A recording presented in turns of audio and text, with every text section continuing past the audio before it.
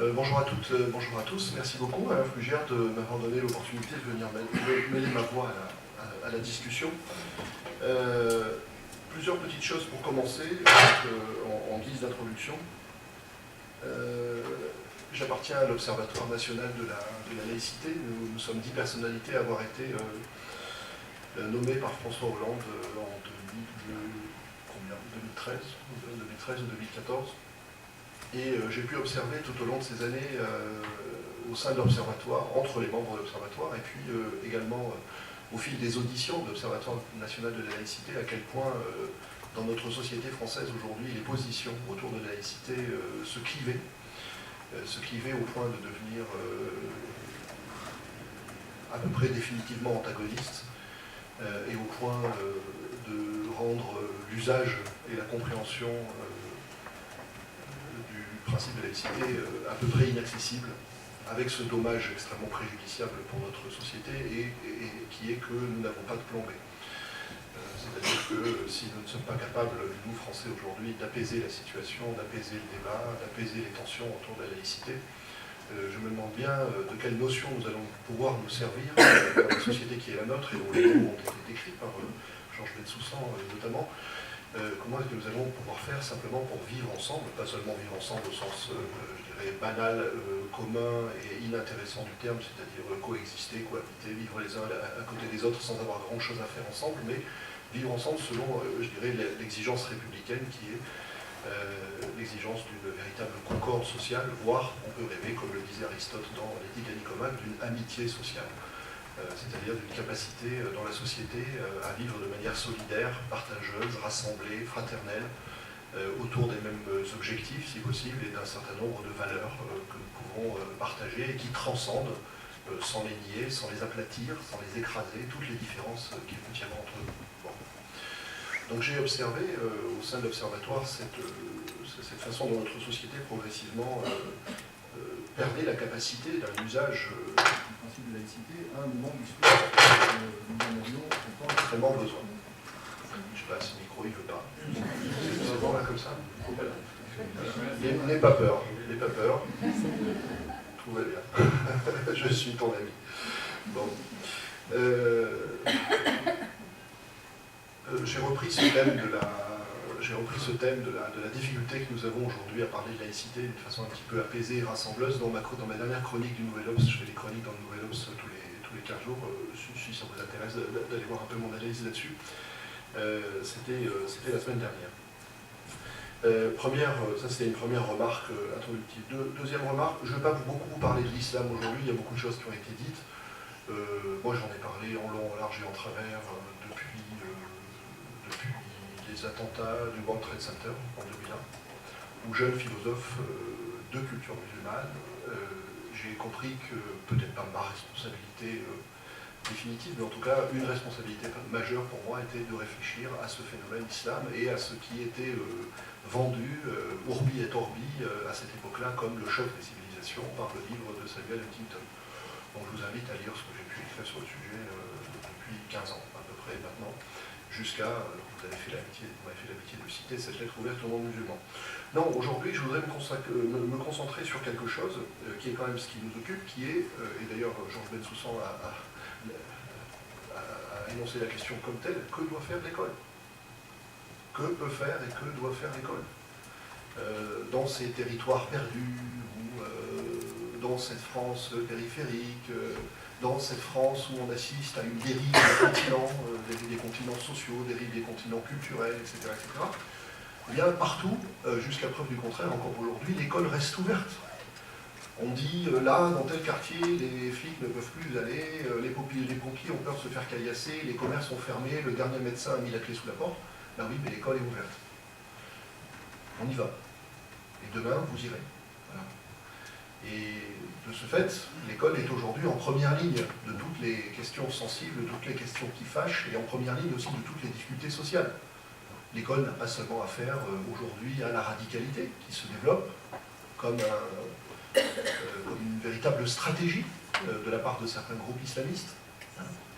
L'école a affaire aussi à des phénomènes tout aussi graves, tout aussi importants, peut-être même plus importants en nombre, comme par exemple Et je ne le cite pas par hasard, le phénomène de la grande pauvreté. Aujourd'hui, le phénomène de la grande pauvreté des élèves est quelque chose qui inquiète l'institution et contre laquelle elle doit se mobiliser tout entière avec autant de force qu'elle peut se mobiliser contre la radicalité religieuse. Bon. Donc, je voudrais me concentrer, si vous voulez, sur cette question, que doit faire l'école? Que peut faire et que doit faire l'école? Je vais répondre en 2 points. Tout d'abord, je vais vous parler de pédagogie de la laïcité, parce que c'est ce qu'on fait depuis plusieurs années. C'est ce qu'on a commencé de faire, en réalité, on a commencé de faire, c'est aussi vieux que l'institution scolaire, hein, la pédagogie de la laïcité à l'école, mais on a en tout cas recommencé à le faire, on s'est retroussé les manches à nouveau, au moins à partir de 2013, quand on a été un petit groupe à écrire la charte de la laïcité à l'école. Alors, je vais vous en parler, je vais vous parler de trois petites choses dans cette charte, parce que demain, vous allez être devant des classes. Et si vous voulez parler de laïcité, vous m'entendez? Non, on va rentrer au studio et on va changer de... Celui-là, il marche mieux? Il va nous sauver, comme toujours.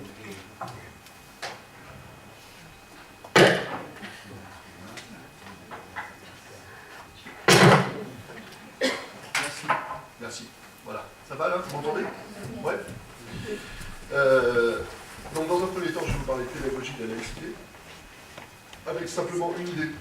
Vous allez avoir une responsabilité absolument énorme dans les classes. C'est de faire comprendre, dans un contexte hyper dégradé, que la laïcité n'est pas l'ennemi de la religion.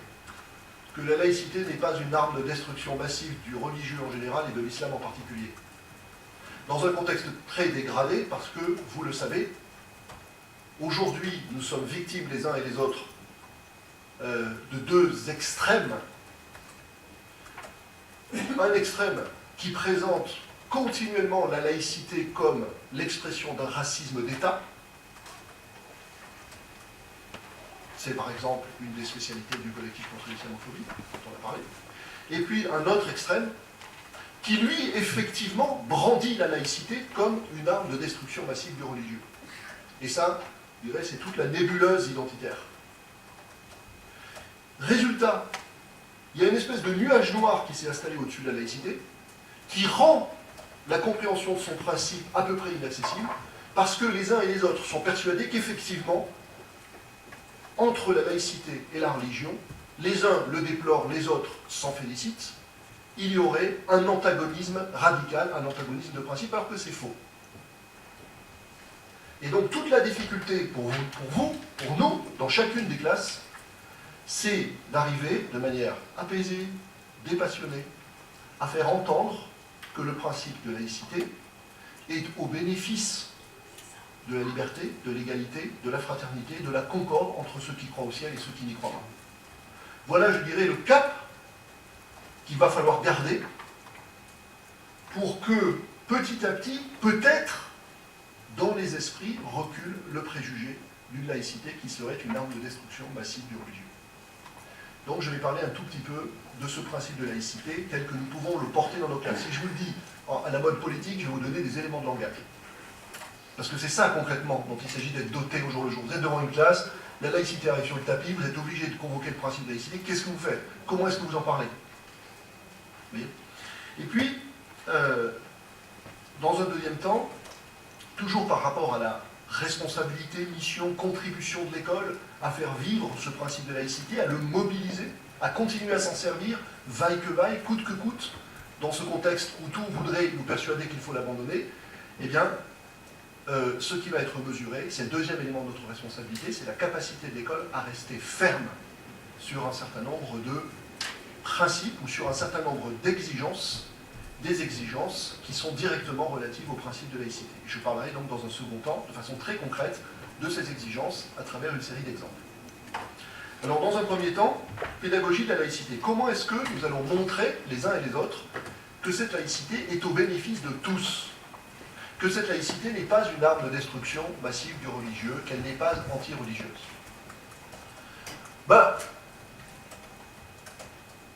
Deux entrées possibles. Ce n'est pas forcément les meilleures. Votre responsabilité sera aussi de trouver les vôtres dans toute la littérature qui existe depuis plus d'un siècle sur la laïcité. jusqu'à cette charte de la laïcité que j'ai évoquée tout à l'heure. Lisez-la.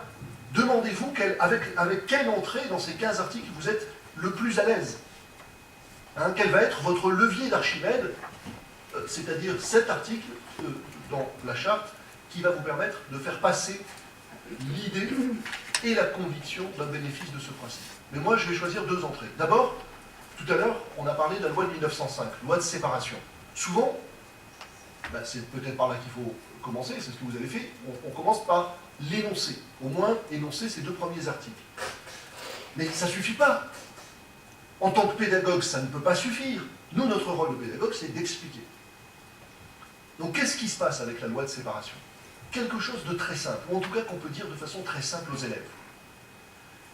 Avec la séparation des églises et de l'État, on enlève aux religieux tout pouvoir politique, et on enlève aux politiques tout pouvoir religieux. Voilà ce que réalise la séparation. C'est-à-dire que, grâce à cette séparation, aucune religion, pas seulement une religion qui a une église, mais aucune religion n'a plus dans la société, dans la nation, dans le pays, dans la République, le droit d'imposer ou d'interdire quoi que ce soit à quiconque en matière de conviction existentielle. C'est-à-dire que la religion perd le droit de toute contrainte qu'elle pourrait exercer dans l'espace public sur les consciences, en matière de convictions existentielles qui sont celles de l'athée, celles de l'agnostique, celles du croyant de telle ou telle confession, de telle ou telle obédience. Et de façon parallèle et complémentaire, l'État n'est plus le bras armé d'aucune religion. C'est-à-dire que l'État n'a plus, lui non plus, le moindre pouvoir d'interdire ou d'imposer quoi que ce soit en matière de conviction existentielle, avec cette précision que l'État est le responsable de la sauvegarde entre nous tous d'une relation de liberté, d'égalité et de fraternité. C'est-à-dire que la seule limite dans laquelle l'État peut interdire l'expression d'une conviction existentielle, c'est le moment où cette conviction existentielle menace, mettons-le au conditionnel, menacerait la liberté, l'égalité et la fraternité, c'est-à-dire la qualité de notre vivre ensemble, qui réalise en République ce maximum qui a toujours été contradictoire jusqu'à l'avènement de la démocratie, le maximum de liberté pour chacun accordé au maximum de liberté pour tous. C'est exactement l'équation que cherchait Rousseau dans Du contrat social. Relisez à cet égard le livre 1 du contrat social, et vous verrez que c'est une équation. Comment accorder le maximum de liberté pour tous, le maximum de liberté aux individus, sans que ce maximum de liberté ne crée une espèce d'état de nature civile, c'est-à-dire de situation dans laquelle les libertés vont s'entrebattre, s'entreconcurrencer, etc., etc. Donc comment est-ce qu'on fait pour marier, si vous voulez, la liberté de chacun avec la concorde de tous? Bon, ben c'est exactement ce genre d'équation que la laïcité concourt à installer, à réaliser dans l'espace social et politique. Et ce que vous pouvez expliquer aux élèves, c'est que cette séparation qui enlève aux religieux tout pouvoir politique, qui enlève aux politiques tout pouvoir religieux, ça c'est très simple à expliquer, se fait au bénéfice d'une finalité qui est la mise à l'abri de la liberté de conscience de chacun. La mise à l'abri de la liberté de conscience de chacun, c'est-à-dire que dès lors que moi, le citoyen, je n'ai plus à craindre ni d'une religion, ni de l'État, qu'il m'interdise ou qu'il m'impose quoi que ce soit en matière de conviction existentielle, voilà que ma liberté de conscience et d'expression se trouve, de ce fait, par le droit, mise en sécurité ou garantie. Donc, en ce sens-là, évidemment, mais dit comme ça devient évident, hein, eh bien, la liberté, la laïcité est effectivement au service de la liberté de conscience. Et pas seulement au service d'une liberté de conscience ou de la liberté de conscience de manière individualiste, mais elle est au service de la conciliation des libertés de conscience. Eh bien, lisez la charte de la laïcité, c'est exactement ce genre de choses qu'on a explicité. Et je peux vous dire qu'on a essayé de le faire dans des articles courts, et c'est pas facile d'écrire quelque chose dans lequel la profondeur ne soit pas sacrifiée à la simplicité. Et donc on a essayé de montrer l'article, dans des formules très claires, très simples, très compréhensibles, l'articulation entre la laïcité comme condition et la liberté et la conciliation des libertés comme finalité, comme résultat, comme bénéfice. C'est ce travail que nous allons devoir être capables de faire avec les classes. Deuxième élément de pédagogie de la laïcité, pardon, je passe un petit peu vite, Ben tiens, ce que disait Jaurès. Vous voyez, il y a une phrase de Jaurès sur la laïcité qui me paraît, je dirais aujourd'hui, d'utilité publique et d'une actualité nécessaire. Jaurès disait, et faites réfléchir vos élèves là-dessus, démocratie et laïcité sont identiques. Démocratie et laïcité sont identiques. Cherchez sur Internet, tapez sur Google directement, vous allez tomber sur le texte. Et vous allez tomber surtout, parce qu'il ne suffit pas de dire ça, j'arrive dans la classe, je dis alors, vous savez, la laïcité c'est super, les élèves, parce que laïcité et démocratie sont identiques. Ils ne sont pas obligés de vous croire sur parole, ils ne sont pas obligés de croire Jaurès sur parole, parce que c'est Jaurès. L'avantage du texte de Jaurès, pour nous d'abord, pour notre propre intelligibilité personnelle et collective de la notion de laïcité, et ensuite pour l'intelligibilité que nous sommes capables d'en transmettre, c'est qu'il argumente. Et l'argument de Jaurès, on n'y pense jamais, et pourtant il est magistral. Et il est magistral, non seulement intellectuellement, mais parce qu'il peut nous servir de façon très concrète. Qu'est-ce que c'est en effet que la démocratie? Il parle de la démocratie. La démocratie, c'est le gouvernement du peuple, par le peuple, pour le peuple. Ha ha ha. Sans blague. Ça, vous le savez déjà. Oui, sauf que ce à quoi on ne pense pas quand on dit ça, c'est que ça veut dire quoi?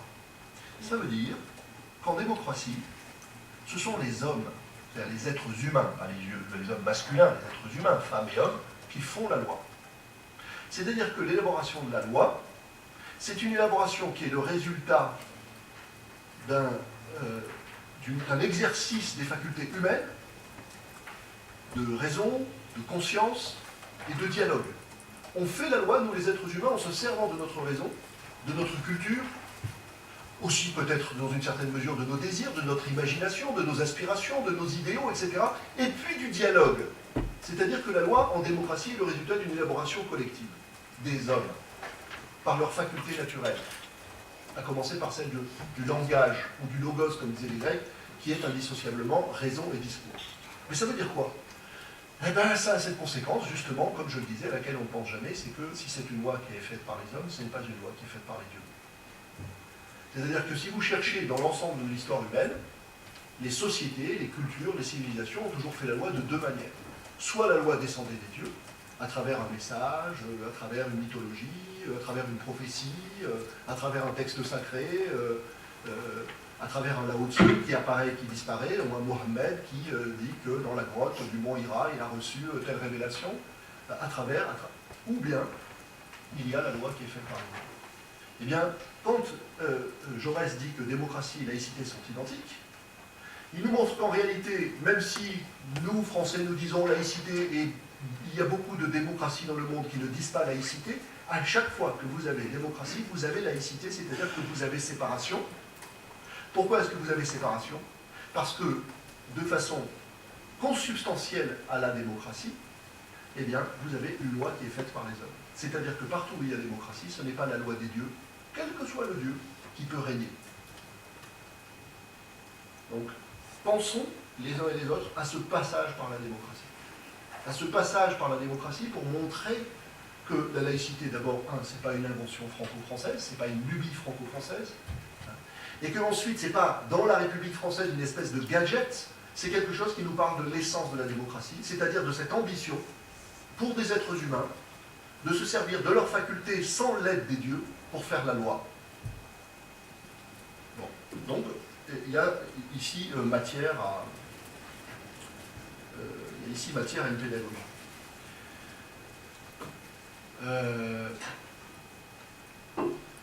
Allez, je vous en donne un troisième quand même, parce que je vois que j'ai le temps.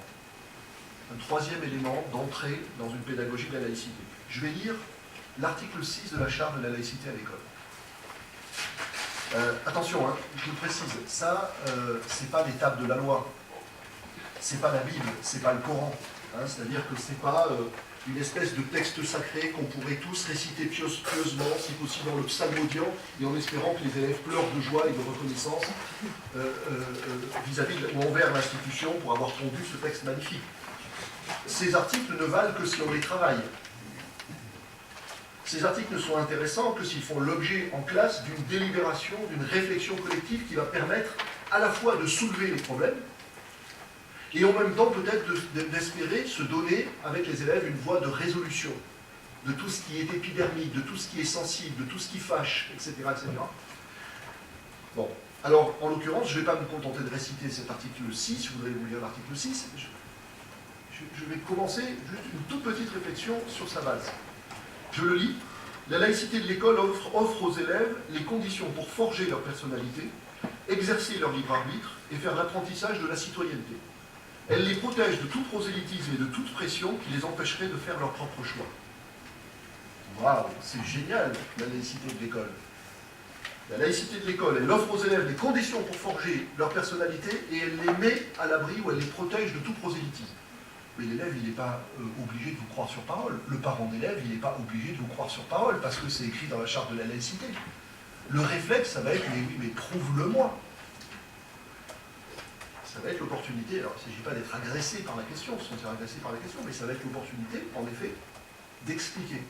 Quand on dit la laïcité de l'école offre aux élèves les conditions pour forger leur personnalité et les conditions pour être protégés du prosélytisme, ben, je dirais que notre valeur ajoutée d'enseignant et de pédagogue envers les élèves et éventuellement envers leurs parents quand on parle avec une laïcité, c'est d'expliciter ces conditions. Quelles sont ces conditions? Alors, il y en a au moins deux. Il y a une condition du côté des professeurs et il y a une condition du côté des enseignements. C'est-à-dire que les professeurs ont une déontologie laïque. Qu'est-ce que ça veut dire qu'ils ont une déontologie laïque qui est explicitée par l'article 11 de la Charte? Nous, les professeurs, notre honneur professionnel, notre conscience professionnelle, notre éthique professionnelle, c'est de ne pas manifester nos convictions politiques et religieuses dans l'exercice de nos fonctions. Voilà où est notre impartialité, notre probité et une part importante de notre dignité professionnelle. Les élèves le savent-ils? Les parents le savent-ils? Les uns et les autres comprennent-ils immédiatement le bénéfice que cela constitue pour la conscience de l'élève, pour l'émancipation de la conscience de l'élève? Dans un univers, le nôtre, cette société, où l'élève, comme chacun d'entre nous, est bombardé en permanence de publicité idéologique, fais ceci, crois cela, achète ceci, achète cela, fais ceci comme cela, etc. Eh bien, l'école, et ne mythifions pas l'école, c'est pas une espèce de temple et de forteresse, etc. Mais l'école est ce lieu où l'élève n'aura jamais en face de lui que des femmes et des hommes qui, dans l'exercice de leurs fonctions, se sont engagés à respecter parfaitement la liberté de conscience de l'élève, la liberté d'expression de l'élève. L'élève peut parfaitement exprimer son appartenance religieuse. Ils le savent, nos élèves, ça, qui peuvent exprimer leur appartenance religieuse? Nous le savons, nous les professeurs, que l'élève peut exprimer son appartenance religieuse, simplement dans la limite du respect de celle d'autrui. Dans la limite du fait que l'élève n'est pas à l'école pour faire le prosélytisme et donc pour faire entrer une publicité idéologique dans cette enceinte, donc dans la mesure où il est capable d'écouter tout le monde, dans la mesure où il n'est pas en train d'imposer sa conviction, eh bien, il peut tout à fait la mobiliser. Nous, les professeurs, pour nous, les professeurs, l'obligation va plus loin. Nous sommes là pour mettre en situation d'émergence, mettre en situation de construction, grâce à tous les outils culturels que nous transmettons, grâce à tous les outils intellectuels que nous transmettons, pour mettre en capacité la liberté de jugement, la liberté critique de chacun de s'éveiller et de grandir. Nous devons être capables d'expliquer ça. Si nous ne sommes pas capables d'expliquer ça, si nous répétons laïcité, laïcité, laïcité, si nous nous contentons de réfléchir ou simplement d'afficher dans un coin de l'établissement, même à une place d'honneur, la charte de la laïcité, nous ne ferons pas notre part. Parce que notre part à nous, c'est une part de pédagogue. C'est la part du sens, de ce qui donne du sens. Et qu'est-ce qui passe dans le sens? La valeur de la valeur. Parce que le sens manifeste la valeur de la valeur. Montre pourquoi une valeur est une valeur ou quelle est la valeur d'une valeur. Vous voyez? Bon. Deuxième condition, je le disais, propice pour l'épanouissement de la liberté de conscience des élèves et d'expression, eh bien, l'objectivité des savoirs.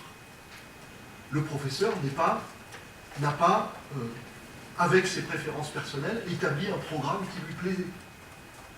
Lorsque vous êtes en cours d'histoire, lorsque vous êtes en cours de mathématiques, lorsque vous êtes en cours de SVT, vous avez affaire à des œuvres, vous avez affaire à des connaissances qui ont été établies selon les règles de construction d'un savoir objectif, Et quand vous avez affaire à des œuvres qui sont des œuvres de culture, et pas uniquement des œuvres de savoir, je pense aux textes philosophiques, je pense aux textes littéraires, vous avez des textes dans lesquels, même s'il y a une vision du monde particulière qui s'y exprime, et bien cette vision du monde est une vision du monde qui respecte un certain nombre de règles fondatrices et fondamentales de notre civilisation, de notre société, de notre culture, à savoir que ce sont des textes dans lesquels il n'y a pas l'expression d'une intolérance, l'expression d'une haine, qu'elle soit raciale ou autre, etc., etc.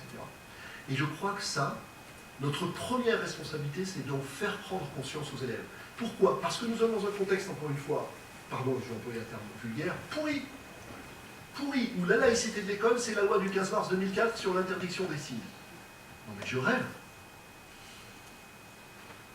Si la laïcité de l'école, ce n'était que ça, hors sol, comme ça, la laïcité de l'école, c'est arrivé en 2004, on a interdit les signes, donc en réalité on a voulu interdire le voile, donc en réalité la laïcité, je reprends ce raisonnement fumeux, ce sophisme, elle a été inventée pour faire la guerre à l'islam. Non, toute l'école, tout le système, là je ne le dis pas dans le sens péjoratif, de l'école a été institué et pensé pour mettre en condition la liberté de chacun, à l'égalité et dans une relation de fraternité. Et c'est ce que nous avons essayé de commencer à expliciter dans la charte, mais encore une fois, notre responsabilité personnelle, ce qui vous attend pendant toute votre carrière, c'est de la prendre en charge partout où vous êtes et d'accomplir votre petite part, comme j'accomplis ma petite part de responsabilité pour porter le sens. Vous voyez. Alors, je vais terminer maintenant sur quelque chose sur lequel je voulais aller, on ne va pas passer plus de temps, mais ça va tellement vite. La deuxième chose qui est notre responsabilité, à mon sens, qui est de ne pas céder sur un certain nombre d'exigences. Là, je me placerai volontiers, je vous conseille cette lecture, sous les auspices ou sous le signe d'un grand texte qu'on ne lit plus beaucoup aujourd'hui, qui est le texte de Karl Popper, La société ouverte et ses ennemis, 1945. Lisez ce texte, et lisez dans ce texte en particulier, c'est pareil, vous allez sur Internet, vous tombez tout de suite dessus, lisez le texte qui concerne ce qu'on appelle souvent le paradoxe de la tolérance.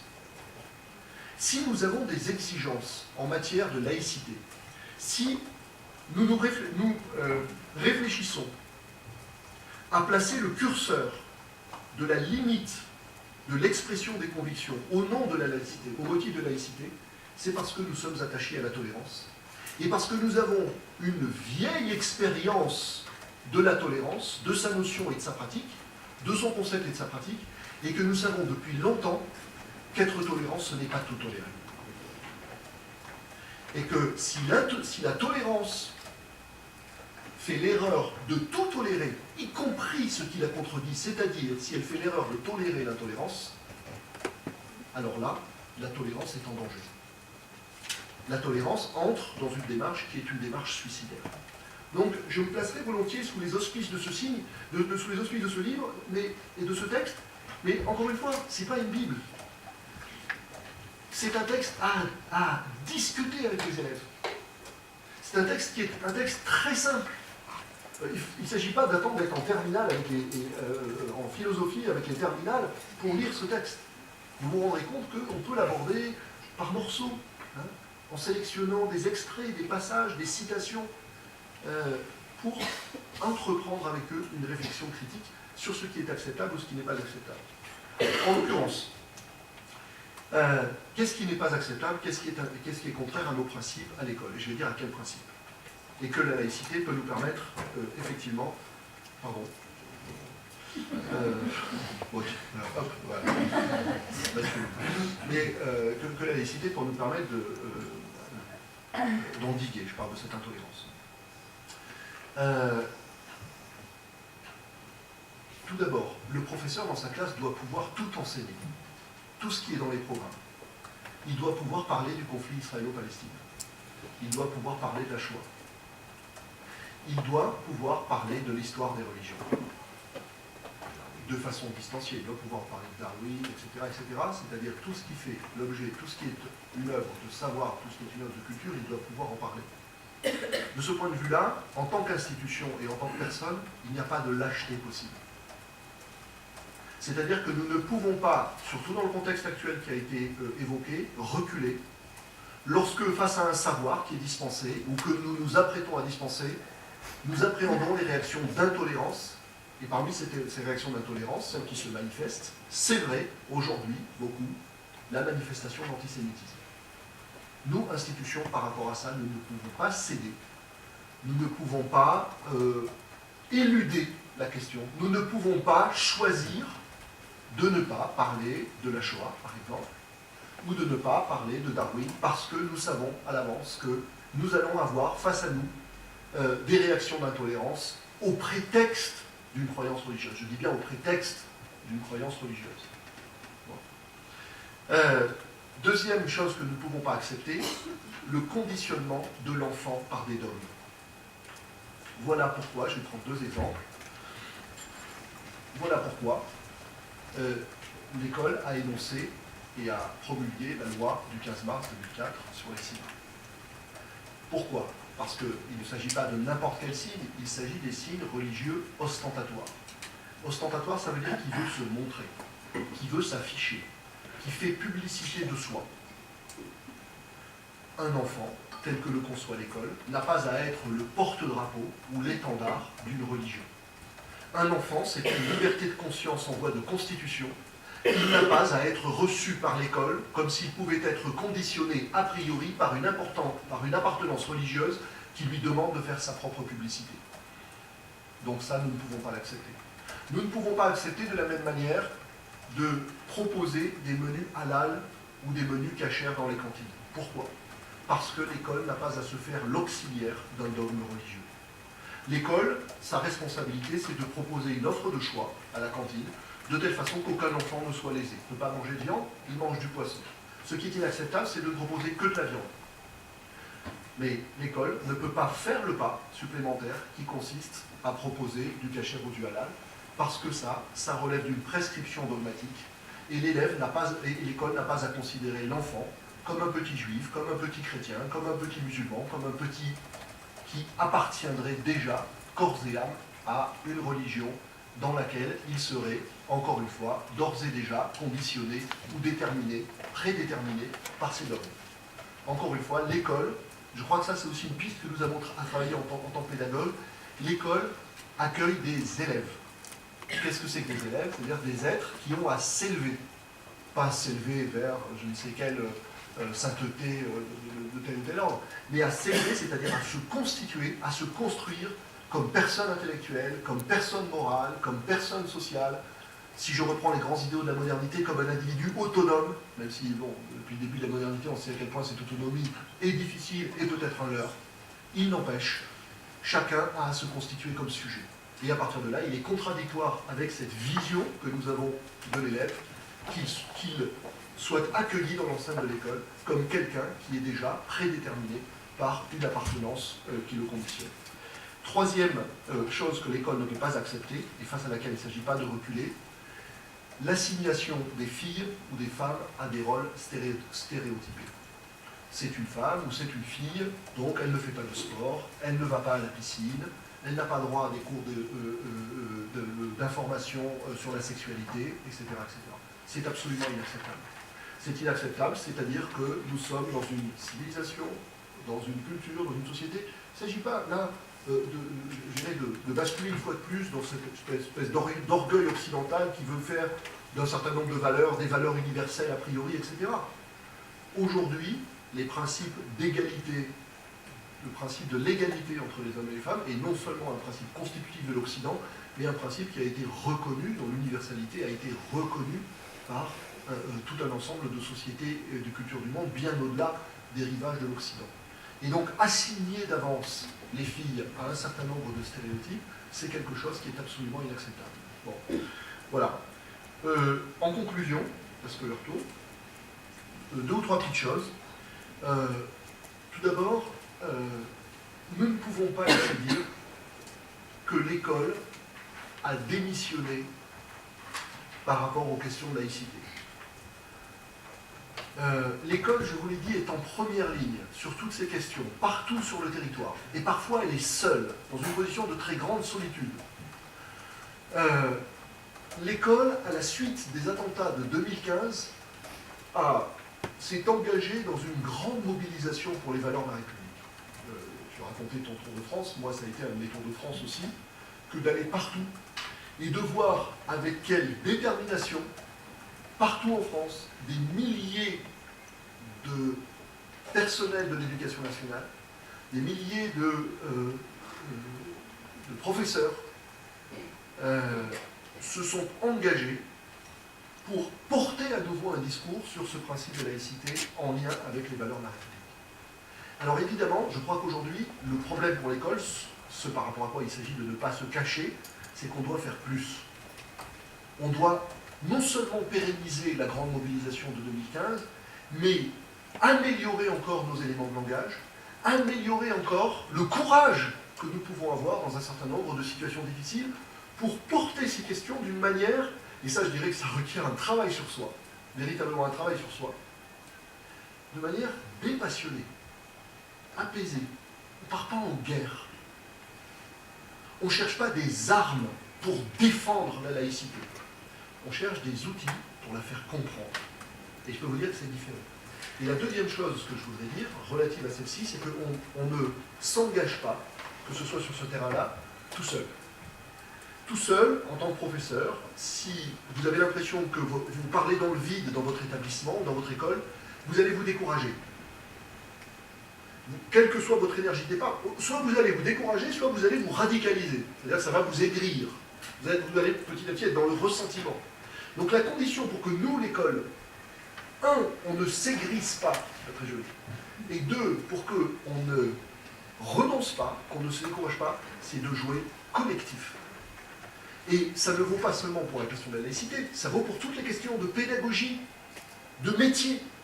Si demain vous êtes dans une école ou dans un établissement, vous avez l'impression qu'il n'y a pas de dialogue avec vos collègues. Vous faites votre boulot, vous videz votre casier, en salle des profs c'est désert, il n'y a personne, et vous partez. Vous n'appartenez à rien. Vous n'appartenez pas vraiment à une équipe, vous n'avez pas le sentiment d'appartenance à une école, à un établissement. Franchement,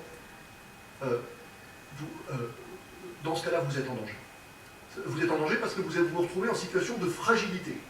Pas seulement de fragilité intellectuelle, parce que vous ne pouvez pas parler avec quelqu'un d'autre, mais en situation de fragilité psychologique, en situation de fragilité professionnelle.